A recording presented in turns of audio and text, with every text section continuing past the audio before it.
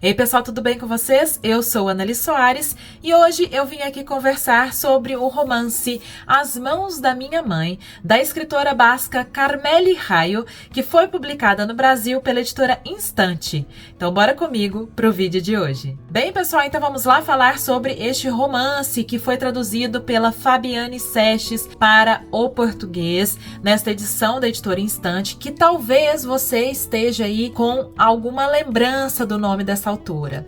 Eu já fiz uma resenha aqui no canal de um livro chamado A Casa do Pai, que é da Carmeli, e foi um livro que eu gostei muitíssimo, então eu convido você a conferir essa resenha também assim que acabar este vídeo aqui. Então, gente, este aqui foi um romance publicado lá no país de origem da autora em 2008, mas a Instante trouxe somente agora, em 2023, pra gente. E este é o romance de estreia da autora. A Carmeli Rayo foi muitíssimo premiada, e este livro aqui já teve mais de 30 edições no país. A adaptação ao cinema também, feita em 2013, portanto foi realmente uma estreia muito aplaudida, né, pela crítica e pelo público. Mas pessoalmente eu vou dizer para vocês que eu prefiro A Casa do Pai. Sei lá, eu vou tentar me explicar aqui, mas é claro que essa é uma conclusão muito subjetiva, muito íntima, né, e pessoal, intransferível. Então você tem que ler os dois para saber o que você acha. Bom, então vamos agora um pouco, só para contextualizar vocês, né? Ele tem aqui algumas temáticas que eu também acho incrível, que não são... Algumas são mais recorrentes, outras menos, mas entre elas estão o Alzheimer da mãe, né, da protagonista, que provavelmente tem um Alzheimer, não é falado claramente, mas a gente percebe, é sugerido, né, alguma doença como o Alzheimer. O terrorismo ali na região, né, principalmente relacionado ao grupo ETA, né, e aí ela faz referência à explosão de um carro-bomba, que é uma referência histórica. Também a questão de emigração, gerado pela violência, pelo medo, né, de habitantes de certas regiões do mundo, que aqui tem o caso de uma tia da nossa protagonista que vai para a Alemanha, mas também uma imigração, não somente, né, por questões um tanto mais tensas, mas também essa imigração tão comum que a gente vê acontecer entre cidadãos europeus. Também a questão daí, que são muitas, né, na verdade, do feminino, e principalmente relacionada à culpa, à dificuldade, né, da mulher em se dividir, né, entre seus muitos trabalhos, entre suas múltiplas faces, o trabalho e a sua vida pessoal, especialmente a maternidade. A protagonista aqui vai viver muitos momentos assim em que a gente percebe que ela tem que lidar, né, com a sua ausência em casa. Então ela perde muito assim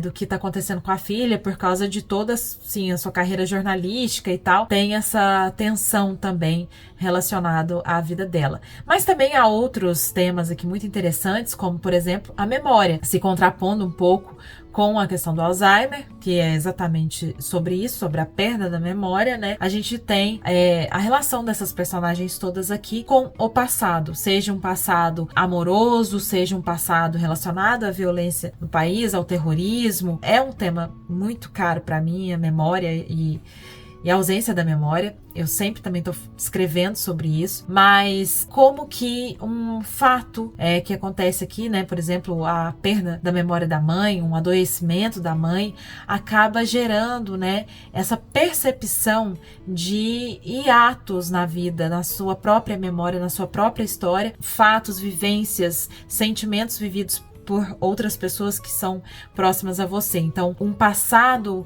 silencioso e secreto da mãe dela, de repente vem à tona, exatamente nesse momento de ausência de memória, e ela percebe que tem muita coisa da vida da mãe, do passado da mãe, que ela desconhece. E ela vai percebendo, portanto, né, nessa tessitura, nessa textura toda nesse momento, que ela tem muito mais ligação ou questões semelhantes, né, à mãe do que ela imaginava. Então, mais ou menos essa contextualização, só para vocês irem entrando um pouco, né, na obra.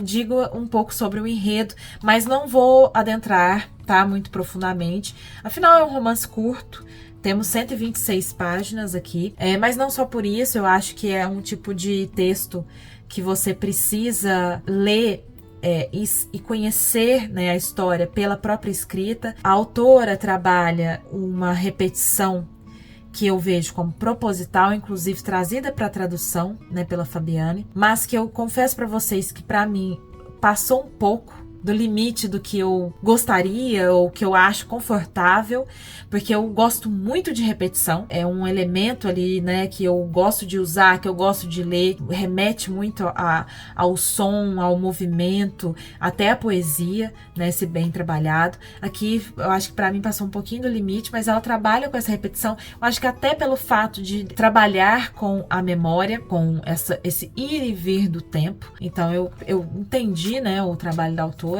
mas existe esse ponto aí que eu até me incomodou um pouco, mas vamos ao enredo.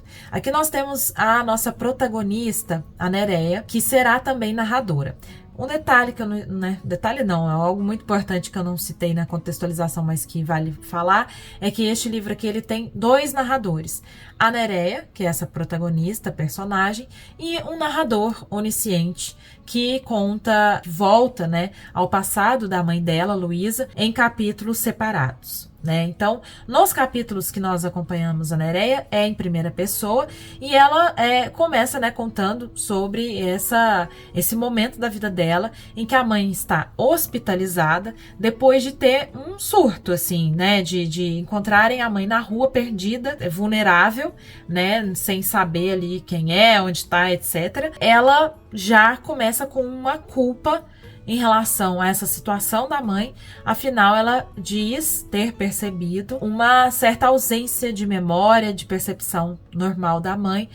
Um dia que a mãe estava fazendo uma receita muito antiga da família e se esquece, né, dos ingredientes e tal. Ela achou aquilo estranho, mas ela não fala para ninguém e acaba que a mãe um dia tá na rua e acontece isso. E a história começa aí com a mãe dela no hospital, ela observando a mãe ali, né, acamada, observando a mãe e ao mesmo tempo a ausência da mãe, porque essa é a questão que para mim é mais instigante do Alzheimer, ou sei lá, né, da demência, da perda da memória, é como, pelo menos em alguns momentos, né, o corpo está ali presente, mas aquela pessoa que nós conhecemos, ela está completamente ausente, então fica esse hiato, esse buraco, é uma presença que é ausência, né?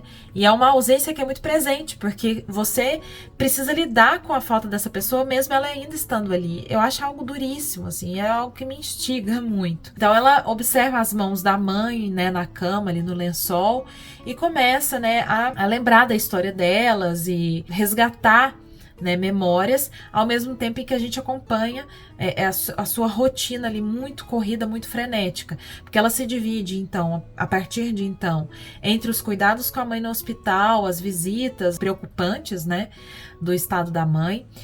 O trabalho dela, ela é jornalista, então eu posso dizer que eu entendo, é uma loucura, trabalha em redação e tem uma relação péssima, né, com o editor, né, com o chefe dela, que não respeita o trabalho que ela faz, sempre corta as matérias que ela escreve, muda de perspectiva, né, as reportagens que ela escreve, e aí tem essa relação também muito complicada. Também, né, o trabalho na sua casa, o trabalho de cuidado com a casa, o trabalho de cuidado com a filha pequena, que ela também divide com o marido dela, que trabalha em casa, ele é tradutor, e como eu falei na introdução, ela tem também essa relação conflituosa, né, do trabalho com o trabalho de cuidado, agora com a mãe e com a filha, porque ela sai de casa cedo, mal vê a filha, quando volta a filha já tá dormindo, né, o marido conta um pouco do dia, e ela fica sabendo só disso, então vem aquele peso, né, para além disso, tem o passado dela, tem os segredos dela,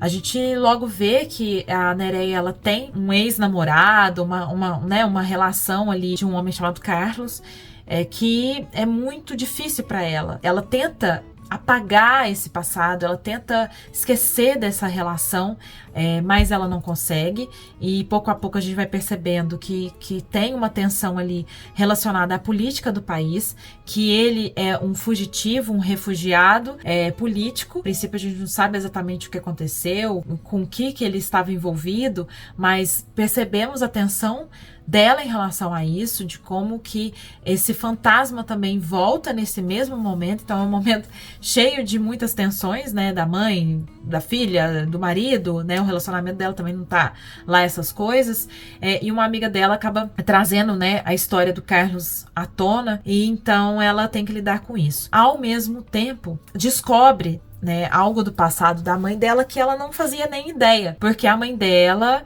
fala algumas coisas ali durante o dia ou durante a noite. Uma outra enferma, né, está ali com a filha, e a filha dessa outra mulher fica muito ali, né, junto no hospital, e ela começa a narrar pra Nereia que a mãe dela a todo momento fala o nome de um tal de Germán, que a Nereia nunca ouviu falar, não sabe de quem se trata, não sabe quem é, e vez ou outra a mãe dela solta algumas coisas que ela não entende, assim. A mãe pergunta se elas já vão embora, se elas já estão indo pro farol, e ela não entende o que é aquilo. Até que a tia dela, a Dolores, que mora na Alemanha, ela volta para visitar a irmã, né, no hospital, para ficar ali com a Nereia. E a tia sabe quem é Germán, por que um farol. E ela vê que a tia fica muito, muito mexida com essa história. Isso afeta muito a tia dela e acaba afetando, né, a relação ali das duas. E ela tenta, então, desvendar o que é esse passado da mãe, que ela não sabe. E enquanto isso também, ela começa a costurar a sua própria história com a história da mãe, ver como elas vivenciaram, né, questões parecidas, como viveram, né, amores, tensões, desejos, decepções que podem se relacionar. Então é um livro, gente, assim, basicamente de descobertas, é um livro de memória, de mirar para o passado, de talvez encerrar, né, fases, encerrar histórias, fechar, né, virar as páginas, ou como lidar, né, com toda essa dor. Um livro também sobre esse luto, né, que mesmo em vida, mas existe ali um luto de toda a família. Então é bem instigante, assim. A ideia, assim, do livro eu acho bem legal, mas como eu falei pra vocês, uma outra coisa me incomodou. Eu fico muito feliz que a Estante tenha trazido, né, a obra dela pra gente conhecer. Eu espero que vocês tenham gostado da resenha. Me contem ali nos comentários se você ficou instigado, se esses assuntos todos, né, que eu trouxe aqui te interessam, enfim. Aí a gente troca uma ideia e a gente conversa mais sobre o livro. Eu peço para você que ficou até aqui, para não se esquecer de deixar aquele joinha que é muito importante para o canal, e para você dar uma olhadinha ali abaixo na descrição do vídeo, em que tem muitas informações, o link de compra e também o meu Pix para você, se você quiser apoiar o meu canal. Pode ser apenas um Pix ou recorrente, enfim, o valor que você puder e quiser, eu agradeço muito. Então eu vejo vocês no próximo vídeo, um beijo grande e até!